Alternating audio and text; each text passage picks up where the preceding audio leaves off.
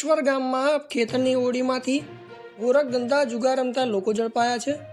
પોલીસે રેડ પાડી આરોપીઓને ઝડપી પાડી કાયદેસરની કાર્યવાહી હાથ ધરી।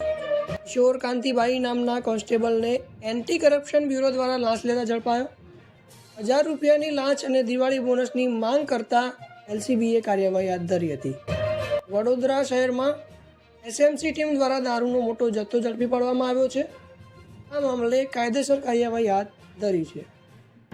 માંગોદરાના બિપોદરા જીઆઈડીસી વિસ્તારમાં ગેરકાયદેસર ગોડાઉન પર દરોડા। પોલીસને ત્યાંથી 86 લાખથી વધુના ફટાકડા મળી આવ્યા છે અને વધુ કાયદેસરની કાર્યવાહી હાથ ધરી છે। તાંત્રિક વિધિના નામે ટકતી ટોળકી ઝડપાઈ છે। ફરિયાદી મહિલાને 14 લાખ રૂપિયાનું નુકસાન પહોંચાડવામાં આવ્યું હતું। પોલીસે વધુ તપાસ શરૂ કરી। ટાપુનગર વિસ્તારમાં પોલીસ દ્વારા કોમ્બિંગ ઓપરેશન હાથ ધરાયું હતું। આ દરમિયાન આરોપીઓના ઘરમાંથી ગેરકાનૂની વાહન અને ઘાતકી હથિયાર મળી આવ્યા હતા। આ મામલે આગળની કાર્યવાહી ચાલુ છે। હનુમાનગઢમાં ખાતર માટે લાઇનમાં ઉભેલા ખેડૂતો પર પોલીસે લાઠીચાર્જ કર્યો। સ્થિતિ બગડતા ખેડૂતોમાં રોષ ફાટી નીકળ્યો અને તણાવપૂર્ણ માહોલ સર્જાયો।